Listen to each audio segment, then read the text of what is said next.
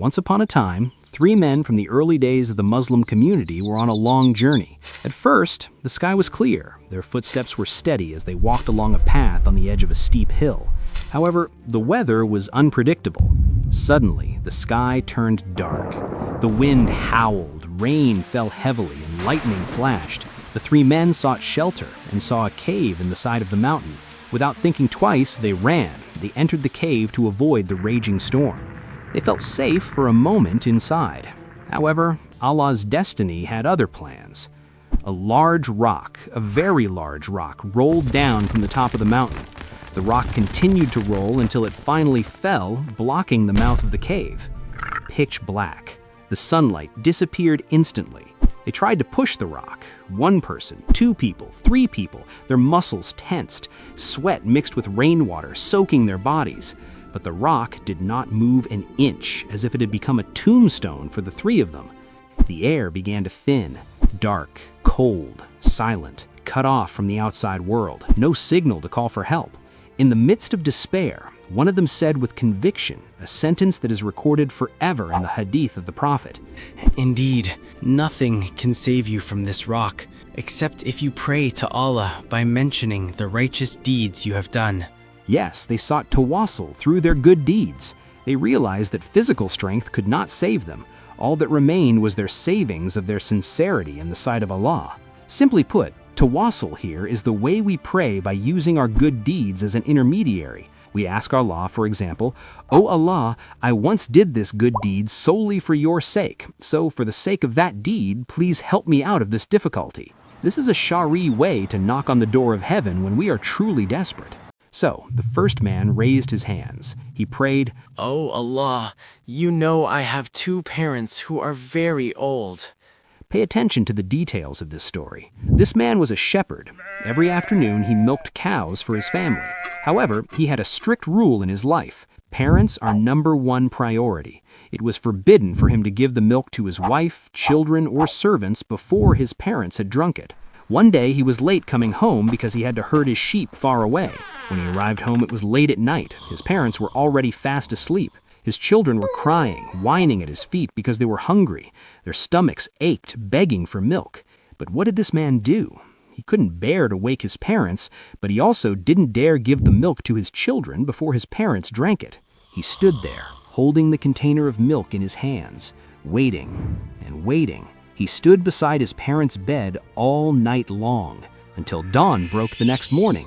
When his parents woke up in the morning, he finally gave them the milk. After they were full, he gave the rest of the milk to his children.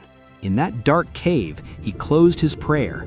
"O Allah, if I did this solely for your pleasure, then open the door of this cave for us." Suddenly, a rumbling sound was heard. Creak! The rock moved instantly. Allah answered his prayer immediately. A little light entered, bringing hope. However, the crack was still too narrow. Their bodies could not yet escape. They were still trapped. Now it's the second man's turn. His face was bowed, his tears falling even harder. He confessed a sin he had almost committed, a disgrace he had kept hidden. He prayed, "O Allah, you know I have a female cousin. I love her deeply, as a man loves a woman with the deepest desire." This is the hardest test for many men, women and lust. This man was madly in love with his own cousin. He repeatedly seduced her and asked her to commit adultery, but she always refused. Until one day, famine struck the country. Starvation was rampant. The woman he loved came knocking on his door, not to surrender herself, but because she was forced to ask for money to survive. This man saw a golden opportunity. He said, "I will give you 120 dinars, but on one condition, you must surrender yourself to me tonight." Driven by hunger and the need to survive, with a broken heart, the woman nodded, agreeing to the condition. That night arrived. The man had control of the situation. He sat between the woman's legs, ready to unleash the desire he had long suppressed. Lust was at its peak. However, just before the great sin was about to happen, the woman cried and said with a trembling voice, "Ittaqillah, fear Allah. Do not destroy this honor except in a lawful manner." Those words, "Ittaqillah, fear Allah," struck his heart like lightning. Instantly, his fear of Allah overcame his animalistic desires, even though he could have done it, even though he had paid dearly for it. But he got up, he left the woman. In fact, he let her take the 120 gold dinars without asking for a single penny back. He ran away, not because he was afraid of people, but because he was afraid of Allah's punishment. In that stuffy cave, at the end of his prayer, he said, "O Allah, if I did that solely because of my fear of you, then move this rock for us." Glare! The earth shook again. The giant rock shifted once more. More sunlight poured in. They could now see the outside world. However, the crack was still too narrow. Their bodies could not yet escape. They were still trapped. Now, the last hope rests on the third man. His prayer is about trust and honesty. Oh Allah, I once employed several workers. When it was time to pay their wages, one of them left in anger, leaving behind his wages, which were only a measure of rice. For many people, such a small wage would probably be eaten or forgotten. But not for this man. He did not eat what belonged to others. He planted the seeds. He tended them diligently.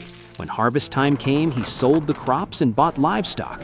The livestock multiplied. From 1, it became 2, then 10, then 100. Years later, the wages that were once just a bowl of rice had turned into a valley full of camels, cows, goats, and their herders. Then the laborer who had left returned. He was old and poor. He remembered the wages he had not taken. He said, "O servant of Allah, give me my wages that I left behind." The pious man pointed to the vast valley. Everything you see, the camels, cows, goats, and their herders, all of that is your wages. The laborer was shocked and felt insulted. He said, "Don't mock me."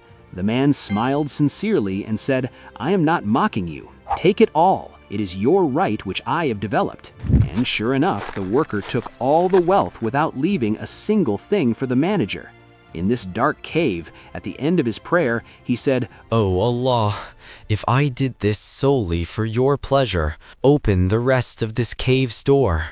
After the third man finished praying, they fell silent, waiting for what would happen. Allah is all-hearing. That honesty shook the heavens. Doom! The giant rock was thrown completely away. The cave door opened wide. They walked out, breathing the free air. 3 ordinary people who survived not because of superpowers, but because of their secret deeds with Allah.